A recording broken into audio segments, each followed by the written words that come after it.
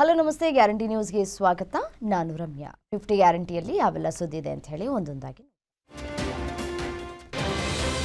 ರಾಜ್ಯ ಕಾಂಗ್ರೆಸ್ನಲ್ಲೀಗ ಸಿಎಂ ಸ್ಥಾನಕ್ಕೆ ಹಗ್ಗ ಜಗ್ಗಾಟ ಶುರುವಾಗಿದೆ. ಒಂದೆಡೆ ಸಿದ್ದರಾಮಯ್ಯರೇ 5 ವರ್ಷಗಳ ಕಾಲ ಪೂರ್ಣಾವಧಿ ಸಿಎಂ ಅಂತ ಇದ್ರೆ,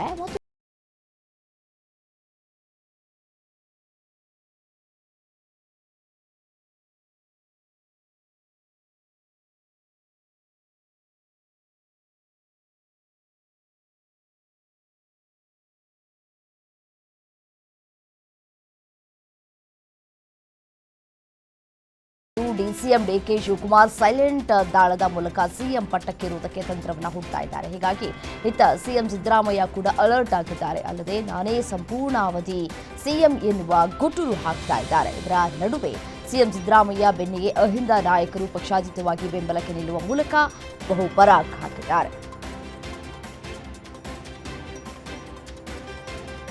ದೆಹಲಿಯಲ್ಲಿ ಕಾರ್ ಬಾಂಬ್ ಬ್ಲಾಸ್ಟ್ ಆಗಿ 13 ಮಂದಿ ಸಾವನ್ನಪ್ಪಿದ್ದಾರೆ. ಮೃತರ ಕುಟುಂಬದಲ್ಲಿ ಸೂತಕದ ಛಾಯೆ ಹೆಚ್ಚಾಗಿದೆ. ದೇಶದ ಜನ ಮತ್ತೆಲ್ಲಿ ಏನಾಗುತ್ತೋ ಅನ್ನೋ ಭೀತಿಯಲ್ಲಿದ್ದಾರೆ. ಆದರೆ ಇದೇ ವಿಚಾರದಲ್ಲಿ ಈಗ ರಕ್ತ ರಾಜಕೀಯ ಶುರುವಾಗಿದೆ. ದೆಹಲಿ ಬ್ಲಾಸ್ಟ್ನಲ್ಲಿ ಬಿಜೆಪಿ ಕಾಂಗ್ರೆಸ್ ವಾರ್ ಜೋರಾಗಿದ್ದು, ಇದಕ್ಕೆ ಬಿಜೆಪಿನೇ ಕಾರಣ. ಪ್ರಧಾನಿ ಮೋದಿ ಹಾಗೂ ಕೇಂದ್ರ ಗೃಹ ಸಚಿವ ಅಮಿತ್ ಶಾ ರಾಜೀನಾಮೆಯನ್ನ ಕೊಡಬೇಕು ಅನ್ನೋ ಕೂಗು ಜೋರಾಗಿದೆ.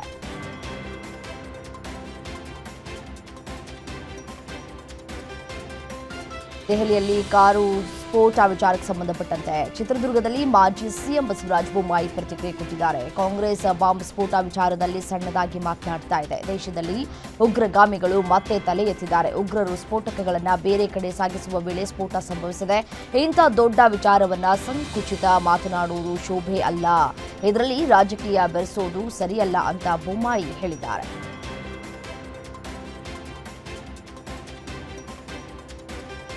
ದೆಹಲಿಯಲ್ಲಿ ಬಾಂಬ್ ಸ್ಫೋಟ ಹಿನ್ನೆಲೆ ಗಡಿ ಜಿಲ್ಲೆ ಕೋಲಾರದಲ್ಲಿ ಪೊಲೀಸರು ಕಟ್ಟೆಚ್ಚರ ವಹಿಸಿದ್ದಾರೆ. ಕೋಲಾರದ ಎಂಜಿ ರಸ್ತೆ, ಬಸ್ ನಿಲ್ದಾಣ, ರೈಲು ನಿಲ್ದಾಣ ಹಾಗೂ ಜನನಿ ಬಿಡ ಸ್ಥಳಗಳಲ್ಲಿ ಪರಿಣಿತ ಡಾಗ್ ಸ್ಕ್ವಾಡ್ ಬಾಂಬ್ ನಿಷ್ಕ್ರಿಯ ದಳ ಸಿಬ್ಬಂದಿಯಿಂದ ಪರಿಶೀಲನೆ ನಡೆಸಿದ್ದಾರೆ. ಆಸ್ಪತ್ರೆ ಸೇರಿದಂತೆ ಸಾರ್ವಜನಿಕ ಸ್ಥಳಗಳಲ್ಲಿ ಅನುಮಾನಾಸ್ಪದ ಚಲನವಲನಗಳ ಮೇಲೆ ನಿಗಾ ಇಟ್ಟಿರುವಂತಹ ಪೊಲೀಸರು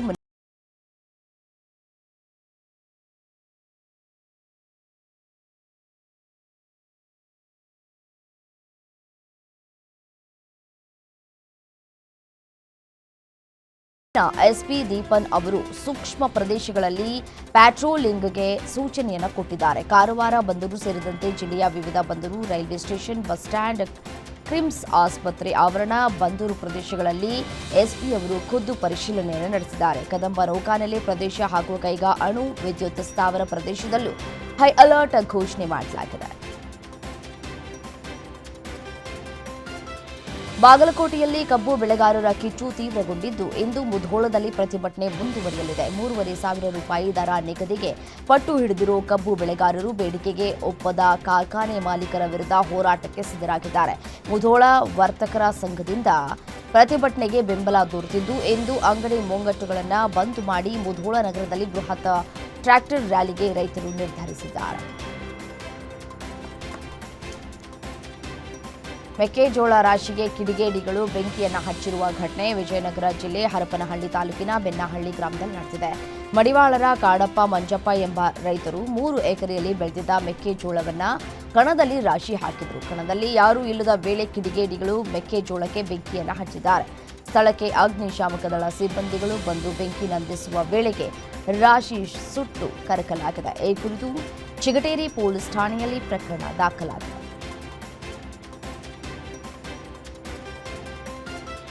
ಗೃಹಿಣಿಯರಿಗೆ ಹಣ ಸಂಪಾದನೆ ಆಸೆ ಹುಟ್ಟಿಸಿ ವೇಶ್ಯಾವಾಟಿಕೆಗೆ ಬಳಸಿಕೊಳ್ತಾ ಇದ್ದವರ ಮನೆ ಮೇಲೆ ಪೊಲೀಸರು ದಾಳಿ ನಡೆಸಿದ್ದಾರೆ. ಈ ಘಟನೆ ಬೆಂಗಳೂರಿನ ಹೆಸರುಘಟ್ಟ ರಸ್ತೆಯ ಭುವನೇಶ್ವರಿ ನಗರದಲ್ಲಿ ನಡೆದಿದೆ.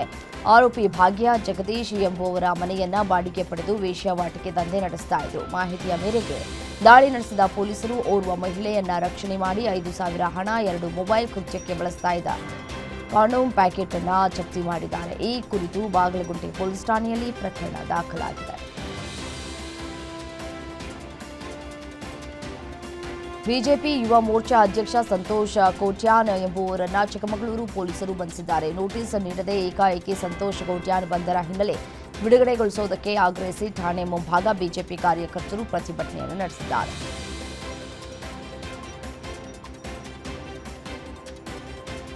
ಅಪಾಯಕಾರಿ ಕೆಮಿಕಲ್ ಫ್ಯಾಕ್ಟರಿಗಳ ವಿಷಪೂರಿತ ತ್ಯಾಜ್ಯ ನೀರಿನಿಂದ ಜಲಚರ ಜೀವಿಗಳಿಗೆ ಕಂಟಕವಾಗ್ತಾ ಇದ್ದು ವಿಷಪೂರಿತ ತ್ಯಾಜ್ಯ ನೀರಿನಿಂದ ಮೀನುಗಳು ಸಾವನ್ನಪ್ಪಿದೆ. ಯಾದಗಿರಿಯ ಬಾಡಿಯಾಳ ಗ್ರಾಮದಲ್ಲಿ ಘಟನೆ ನಡೆದಿದೆ. ಕಡೇಚೂರು ಬಾಡಿಯಾಳ ಕೈಗಾರಿಕಾ ಪ್ರದೇಶದ ಕೈಗಾರಿಕೆಗಳಿಂದ ವಿಷಪೂರಿತ ತ್ಯಾಜ್ಯ ನೀರು ಹಳ್ಳಕ್ಕೆ ಬಿಡುಗಡೆಯಾಗ್ತಾ ಇದ್ದು ತ್ಯಾಜ್ಯ ನೀರು ಸೇವಿಸಿ ಮೀನುಗಳು, ಜಾನುವಾರು ಹಾಗೂ ಕುರಿಗಳು ಕೂಡ ಮೃತಪಟ್ಟಿವೆ. ಈ ಹಿನ್ನೆಲೆ ಕೆಮಿಕಲ್ ಕಾರ್ಖಾನೆಗಳು ಬಂದ್ ಆಗುವಂತೆ ಆಗ್ರಹಿಸಿ ಜನರು ತಮ್ಮ ಆಕ್ರೋಶವನ್ನು ವ್ಯಕ್ತಪಡಿಸ್ತಾ ಇದ್ದಾರೆ. ನಟ ಪ್ರಿಯಾಂಕಾ ಉಪೇಂದ್ರ ಅವರ ಮೊಬೈಲ್ ಹ್ಯಾಕ್ ಪ್ರಕರಣಕ್ಕೆ ಸಂಬಂಧಪಟ್ಟಂತೆ ಬಿಹಾರ ಮೂಲದ ಆರೋಪಿ ವಿಕಾಸ್ ಕುಮಾರ್ ಅರೆಸ್ಟ್ ಮಾಡಲಾಗಿದೆ. ಸೈಬರ್ ಫ್ರಾಡ್ ಮಾಡಿ ಲಕ್ಷಾಂತರ ರೂಪಾಯಿ ಹಣವನ್ನು ಖದೀಮರು ದೋಚಿದ್ರು. ಇದೀಗ ಸದಾಶಿವನಗರ ಪೊಲೀಸರಿಂದ ಆರೋಪಿ ಬಂಧನವಾಗಿದೆ. ಸೆಪ್ಟೆಂಬರ್ 15ರಂದು ಉಪೇಂದ್ರ ದಂಪತಿ ಮೊಬೈಲ್ ಆರೋಪಿಗಳು ಹ್ಯಾಕ್ ಮಾಡಿದ್ರು. ಇತ್ತೀಚೆಗೆ ಬೆಂಗಳೂರಿನಲ್ಲಿ 6 ವರ್ಷದ ಬಾಲಕನೊಬ್ಬ ಚಲಿಸುವ ಕಾರಿನ ಸನ್ ರೂಫ್ನಿಂದ ತಲೆಯನ್ನ ಹೊರಗೆ ಹಾಕುವಾಗ ರಾಡ್ ತಾಗಿ ಗಾಯಗಳಾಗಿತ್ತು. ಈ ಘಟನೆಗೆ ಸಂಬಂಧಪಟ್ಟಂತೆ ಭಾರತೀಯ ನ್ಯಾಯ ಸಂಹಿತಾದ ಸೆಕ್ಷನ್ 281ರ ಅಡಿಯಲ್ಲಿ ಸ್ವಯಂ ಪ್ರೇರಿತ ಪ್ರಕರಣವನ್ನು ದಾಖಲಿಸಲಾಗಿತ್ತು. ಸನ್ ರೂಫ್ ಮೂಲಕ ತಲೆ ಹಾಕುವುದು ಕಟ್ಟುನಿಟ್ಟಾಗಿ ಕಾನೂನು ಬಾಹಿರ ಮತ್ತು ಅಪರಾಧಿಗಳ ವಿರುದ್ಧ ಕಠಿಣ ಕ್ರಮವನ್ನು ಕೈಗೊಳ್ಳಲಾಗುವುದು ಅಂತ ಪೊಲೀಸರು ತಿಳಿಸಿದ್ದಾರೆ. ಒಂದು ಕಡೆ ಎಚ್ಚರಿಕೆಯನ್ನು ಕೂಡ ರವಾನೆ ಮಾಡಿದ್ದಾರೆ. ಕಾಫಿನಾಡಿನ ಕೆರೆಕಟ್ಟೆ ಸುತ್ತಮುತ್ತ ಮತ್ತೆ ಕಾಡಾನೆ ಆತಂಕ ಹೆಚ್ಚಾಗಿದ್ದು ಚಿಕ್ಕಮಗಳೂರು ಹುಲ್ಗಾರ್ ಬೈಲ್ನಲ್ಲಿ ಕಾಡಾನೆ ಭೀತಿ ಶುರುವಾಗಿದೆ. ಕಳೆದ ಕೆಲ ದಿನದ ಹಿಂದೆ ಕಾಡಾನೆ ಇಬ್ಬರನ್ನ ಬಲಿ ಪಡೆದಿತ್ತು. ಕಾಡಾನೆ ದಾಂಧಲೆಗೆ ವಿದ್ಯುತ್ ಕಂಬ ಉರುಳಿ ಬಿದ್ದ ಪರಿಣಾಮ ಸುತ್ತಮುತ್ತಲಿನ ಪ್ರದೇಶಗಳಲ್ಲಿ ವಿದ್ಯುತ್ ಸ್ಥಗಿತಗೊಂಡಿತ್ತು. ಪ್ರತಿನಿತ್ಯ ಶಾಲಾ ಮಕ್ಕಳು ಹಾಗೂ ಜನರು ಸಂಚರಿಸಿರೋ ಇದೇ ಪ್ರದೇಶದಲ್ಲಿ ಕಾಡಾನೆ ಓಡಾಡುತ್ತಾ ಇದ್ದು ಕಾಡಾನೆ ಸೆರೆಗೆ ಗ್ರಾಮಸ್ಥರು ಆಗ್ರಹಿಸಿದ್ದಾರೆ.